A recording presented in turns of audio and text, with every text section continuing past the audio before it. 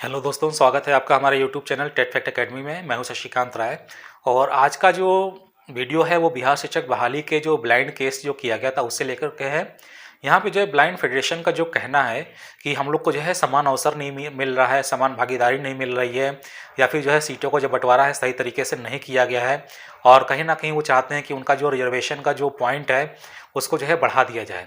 तो इसी संदर्भ में आज जो है बात करेंगे, और ये बात जो है बहुत कुछ हद तक जो है आप समझ भी गए होंगे। इससे पहले के जो आपने जो 2 वीडियो मैंने बनाए थे, एक जो है नेशनल ब्लाइंड फेडरेशन को जो इंट्रोडक्शन है उसको लेकर बनाया था, और इसके साथ ही जो है मैंने जो दूसरा वीडियो बनाया था वो नेशनल ब्लाइंड फेडरेशन की जो ब्रांच बताते हैं कि बिहार में जो ब्लाइंड फेडरेशन जो बिहार ब्रांच है उसने जो केस किया था 91,1994 शिक्षक बहाली को अटैच करते हुए केस किया था। तो उसके बारे में हम बात करेंगे कि क्या उनकी जो मांग है वो जायज़ है कि नहीं जायज़ है। तो यहाँ पे हम बात कर लेते हैं। सबसे पहले बिहार सरकार के शिक्षा विभाग ने जो विज्ञापन जारी किया था उसके माध्यम से तो ये प्रतीत होता है कि जो यहाँ पे जो दिव्यांग लोगों को जो आपको रिजर्वेशन देना था 4% जो है वो बिल्कुल उचित रूप से दिया गया है। और सुप्रीम कोर्ट के ऑर्डर में भी ये जो है पहले कहा गया है, जो कि जो है प्रसार भारती बनाम जो है केंद्र सरकार के लिए जो है ये केस किया गया था। 2016 के आसपास का इसका डिसीजन है। तो उसमें जो स्पष्ट कहा गया है कि जो है सेंट्रल लेवल पे जो रिजर्वेशन होता है ब्लाइंड लोगों के लिए या दिव्यांग लोगों के लिए वो जो है 3% है। तो ये 3% जो है सेंट्रल गवर्नमेंट में मिलता है। और बिहार राज्य सरकार ने भी अपने विज्ञापन में जो शिक्षा विभाग द्वारा जो जारी किया गया था ये बिहार शिक्षक बहाली को लेकर के, चाहे वो 30,000 का हो और चाहे 94,000 का हो, उसमें भी जो है 4% जो है रिजर्वेशन इन लोग को दिया जाता है।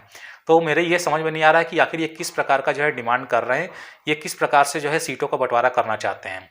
यहाँ पे हम आपको एक चीज़ बता देते हैं कि अगर वो ये सोच रहे हैं कि जो 94,000 टोटल सीट है या 30,000 जो टोटल सीट है उसका 4% निकालें, तो ऐसा नहीं होता है। आपको जो सीटों का जो बंटवारा होता है, जो 4% आपको जो दिया जाता है वो जो है प्रत्येक नियोजन इकाई के स्तर पे जो है रिजर्वेशन आपको मिलना चाहिए, मेरे अनुमान से। अगर आप क्या सोचते हैं इसके बारे में आप कमेंट जरूर करके बताइएगा कि आप क्या सोचते हैं कि टोटल 94,000 सीट पे जो है 4% निकालना चाहिए या फिर नियोजन इकाई के हिसाब से निकालना चाहिए। नियमतः तो यही होता है कि यहाँ पर जितने भी बिहार शिक्षा विभाग के माध्यम से जो है जो विज्ञापन जो है जारी किए गए थे, चाहे वो 94,000 शिक्षक पद के लिए हों और चाहे आपके जो है ये 30,000 जो है शिक्षक पद के लिए हों, जो माध्यमिक उच्च माध्यमिक का केस था, तो उसमें जो है जो भी विज्ञापन निकाले गए थे वो जिला स्तर पर निकाले गए थे। और उसमें जो विज्ञापित पदों की जो संख्या थी वो जो है पंचायत स्तर पे, ब्लॉक स्तर पे, नगर पंचायत स्तर पे, जिला परिषद स्तर पे, इस स्तर पे जो है अलग अलग विज्ञापन निकाले गए थे। और उनकी सीटों की संख्या जो है उनके क्षेत्र में जो निर्धारित सीटों की संख्या थी, यानी कि जो बैकलॉग की जो भर्तियां थी, जो जो पिछले चरण में जो कंप्लीट नहीं कर पाए थे, जो सीटें रिक्त हो गई थी, उनको लेकर के निकाला गया था। तो यहाँ पे हम ये कह देना चाहते हैं कि ये जो 4% का जो रिजर्वेशन जो आपको दिव्यांगजनों को मिलता है, हैंडीकैप को मिलता है, इसका कैलकुलेशन जो है उन्हीं सीटों के आधार पर किया जाएगा, न कि टोटल 94,000 सीटों पर। अगर वो ये चाहते हैं कि 94,000 सीटों को जो है टोटल बांटा जाए 4% करके, तो ऐसा नहीं होगा, क्योंकि जो विज्ञापन का जो नियम है और इसमें जो विज्ञापित पद जो निकाले गए थे उनका जो कैलकुलेशन है वहाँ की जो क्षेत्र की जो सीटें हैं उसी के आधार पर। मान लिया अगर किसी नियोजन इकाई में, ठीक है, नियोजन इकाई यानी किसी ब्लॉक में या किसी पंचायत इकाई में जो है एक ही सीट है, तो हो सकता है वो एक सीट जो है किसकी खाली रह गई थी पिछली जो है पिछले चरण की जो काउंसलिंग थी उसमें जो किसकी सीटों खाली रह गई थी उसी को मिलेगी। आप ये नहीं कह सकते कि वो एक जो सीट है वो जो है ब्लाइंड वालों को दे दिया जाए या दिव्यांग वालों को दे दिया जाए। या मान लीजिए कि आप कहीं जो है 50 सीटें भी हैं, तो 50 सीटों पे यहाँ पे 4% निकाला जाएगा, ठीक है, 50 सीटों पे जो है 4% निकाला जाएगा। चूंकि ये बहाली जो है पुराने विज्ञापन के आधार पे हो रही है और ये एक तरीके की जो है बैकलॉग भर्ती है, यानी कि जो पिछली सीटें जो काउंसलिंग से बच गई थी उन पे ये भर्ती प्रक्रिया शुरू की गई है। तो जो पहले की जो भर्ती प्रक्रिया की जो सीटें थी उनको जिस रोस्टर पॉइंट में रखा गया था उन्हीं में रखा जाएगा। इनके केस कर देने से ये नहीं होगा कि उसको जो है फिर से डिवाइड किया जाए। तो ये जो डिमांड है ब्लाइंड फेडरेशन की, जो डिमांड है, मुझे लगता है, जहाँ तक मुझे, ये मेरा विचार है, ठीक है, ये मेरा विचार है। बाकी जो निर्णय होगा तो कोर्ट करेगा कि जो है कोर्ट क्या कहता है। कोर्ट जो है नियम के अनुसार जो है जो भी विचार होगा वो अपना जो है रखेगा, जो आदेश उसको देना होगा वो देगा।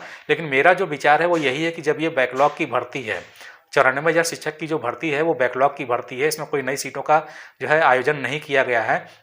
तो जो सीटें जो पिछली कैटेगरी की जो बची हुई हैं उन सीटों को कैसे जो है दिव्यांगजनों में या हैंडीकैप को जो है कैसे जो है डिस्ट्रीब्यूट कर सकते हैं, और इसी को लेकर के सारा मामला उलझाया गया है। यानी कि जो 94,000 शिक्षक बहाली है या जो 30,000 शिक्षक बहाली है, ठीक है, 30,000 शिक्षक बहाली को अगर हम नया भी मान लें तो उसमें तो ये केस जो है लागू हो सकता है, लेकिन 94,000 शिक्षक बहाली में केस लागू नहीं हो सकता, क्योंकि जो पिछले चरण की जो काउंसलिंग पेंडिंग थी उसी को आगे बढ़ाया जा रहा है। और जो पहले जो रोस्टर जो है मानक जो तय किए गए थे, जो कैटेगरी की सीटें तय की गई थी, उनमें जो है दोबारा फेरबदल नहीं किया जाता। ये विज्ञापन के भी जो है नियम के अनुसार नहीं होगा, उसके जो है विरुद्ध ही होगा।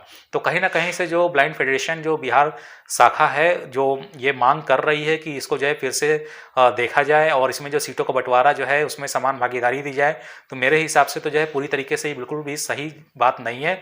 आपको क्या लगता है, कमेंट बॉक्स में अपना विचार जरूर बताइएगा कि क्या बैकलॉग की जो सीटें जो पहले से जो है रोस्टर के अनुसार जो है बांटी गई थी, और उन बैकलॉग सीटों को फिर से क्या जो है नए सिरे से क्या डिफाइन किया जाएगा 4% में? तो आप ये कमेंट बॉक्स में जवाब जरूर दीजिएगा। और आपको ये वीडियो कैसा लगा, वीडियो को जो है अगर आपको अच्छा लगता है तो लाइक कर दीजिएगा और इस वीडियो को शेयर कर दीजिएगा ताकि इन्फॉर्मेशन ज़्यादा से ज़्यादा लोगों तक पहुंच सके। हमारे चैनल को सब्सक्राइब करना ना भूलिएगा, क्योंकि कट ऑफ के वीडियो जो है मेरे आ रहे हैं और ये बिल्कुल हम लोग मान के चल रहे हैं कि काउंसलिंग जो है बिल्कुल होगी, भले ही लेट हो लेकिन काउंसलिंग होगी। और जो कट ऑफ के जो वीडियो हम दे रहे हैं वो जो है सिर्फ उन्हीं नियोजन इकाइयों को दे रहे हैं जिनकी जो है फाइनल मेरिट लिस्ट आ गई है। किसी भी औपबंदिक या अनंतिम मेरिट सूची का जो है हम कट ऑफ नहीं दे रहे हैं, ठीक है। तो ये कट ऑफ वीडियो पाने के लिए आप हमारे चैनल को सब्सक्राइब कर सकते हैं। तो जल्दी मिलते हैं अपने नए वीडियो के साथ में, तब तक के लिए इजाज़त दीजिए, धन्यवाद।